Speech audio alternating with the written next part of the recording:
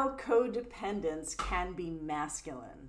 I'm Cheryl Fidelman, the Conscious Codependence Coach. I'm going to be talking about how for some of us, our codependence comes from our masculine side. It's a demonstration of our masculinity. Regardless of one gender identifies as, most of us have feminine and masculine energy.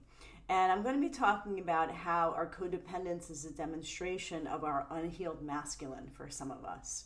So please like or subscribe to my channel and keep the comments coming. And okay, here we go.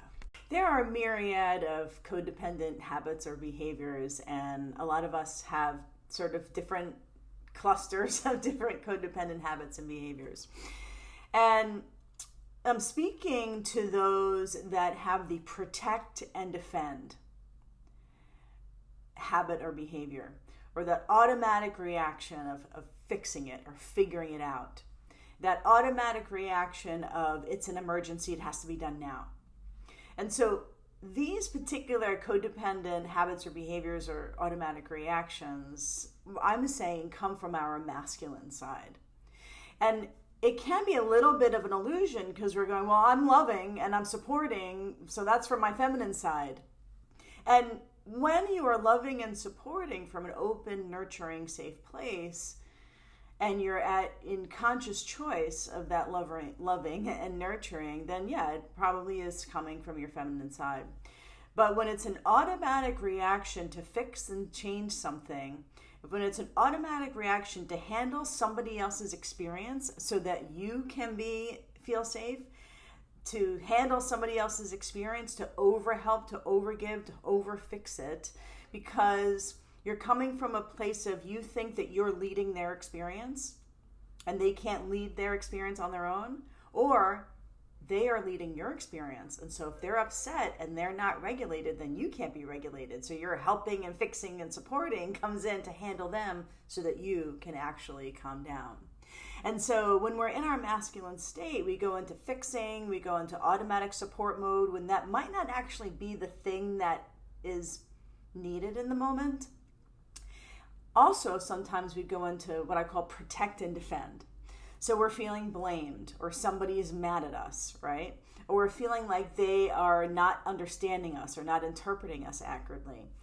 Going into our feminine would notice our sensations and emotions around it. Like, oh, I feel misunderstood, or I feel confused, or I feel sad, or I feel scared or disappointed, right? But our masculine is we go into the third tenet of conscious codependence. For those of you watching who are new to my work, the three tenets of conscious codependence is the foundational methodology of my work: the want to be wanted, the need to be needed, and the need to prove oneself. And so when we're coming from our masculine, we go into a lot of the third tenet, the need to prove oneself, which is proving, defending, saying what we said in 5 different ways so that maybe they'll get it.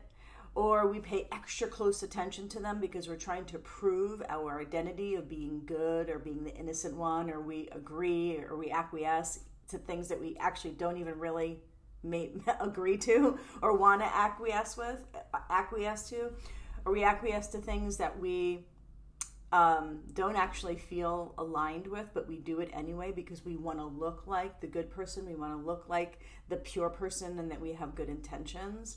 The need to prove oneself, which is the third tenet, is rooted in our sense of identity. We may go into proving our righteousness, our honor, our integrity, and that is from our masculine side. And the isolation of codependence, I'm also going to go so far as to say is that is from our masculine side as well. And when I say the isolation, it's the willingness to shut out our internal experience so that we can seem like we have it all together and that we can handle somebody else's experience. So the dissociation of self that I talk about often in my work and in my videos, that codependence, fundamentally, any codependent moment is a moment where we're dissociated from ourselves. And that dissociation is a learned dissociation. At some point in life, we were traumatized out of being associated with ourselves. And that, I'm going to say, is from our masculine side, the shutting out of our feelings, our emotions, our sensations, shutting it out in order to be of service to somebody else's reality, the disconnection of self. And as I said earlier, regardless of what gender one identifies as, I'm going to say that the dissociation of self is from our unhealed masculine.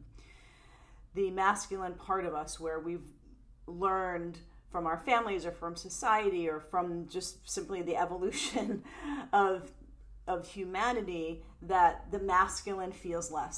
The masculine is not to demonstrate the feeling. The masculine is to remain stoic. The masculine is to remain stoic, of service. Don't let your feelings throw you off of the next thing that there is to do on the to-do list, right? So for a lot of us, that is our unhealed masculine. When we go into codependence, shut out our inner world and go into doing. And we are more, and for a lot of us, we're more in service to what I call our inner punisher, that voice inside us that's saying, you're doing it wrong, you're doing it wrong, you're doing it wrong, do it like this, you didn't do it right. And so we are more in service to our inner punisher. We are codependent unto ourselves than to the reality of our sensations, our emotions, and our intuition, which for a lot of us is more from our feminine side. And just a little bit more on the protect and defend piece. It may seem like we are going above and beyond to protect other people. It may also seem like, the more we move into our conscious codependence recovery, that we're protecting our own, like I said earlier, our own honor, our own identity, our own value.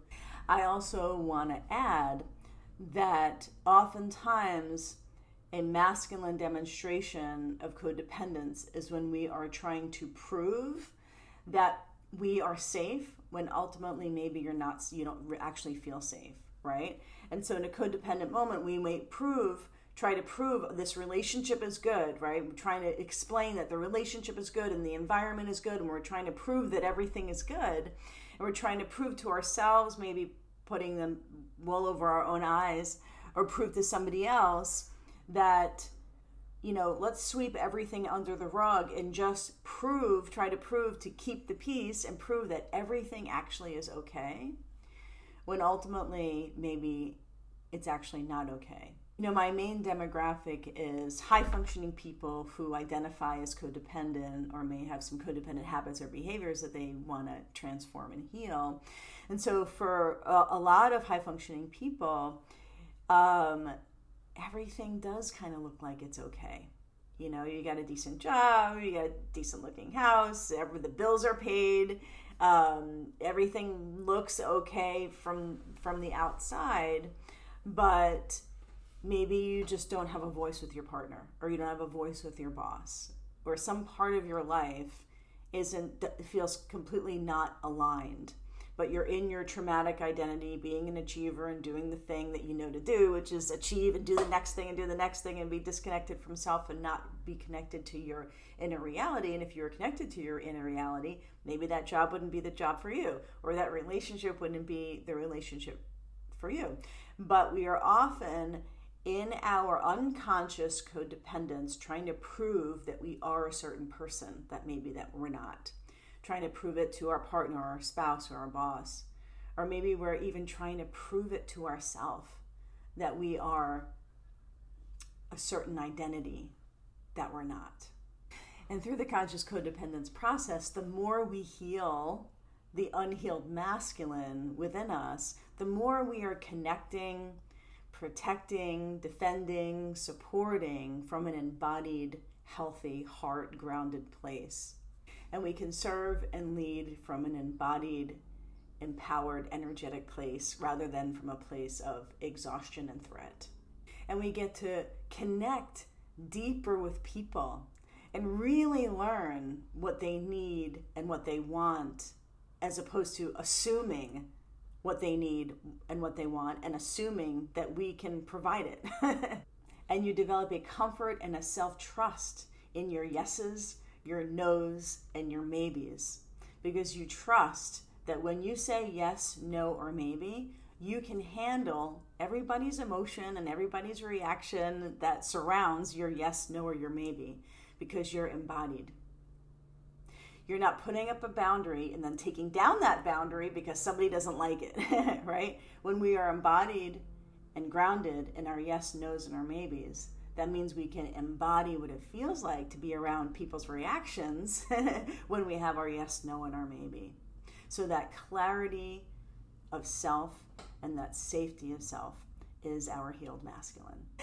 Okay, so thanks so much for listening to my thoughts, theories, and rants. My New Year's discounts run for just a few more days till the end of January. So if you are interested in any of my programs, please feel free to book your free conscious codependence consultation with me and go ahead and get your New Year's discount. Please like or subscribe to my channel. Keep the comments coming. Happy healing, and life is now.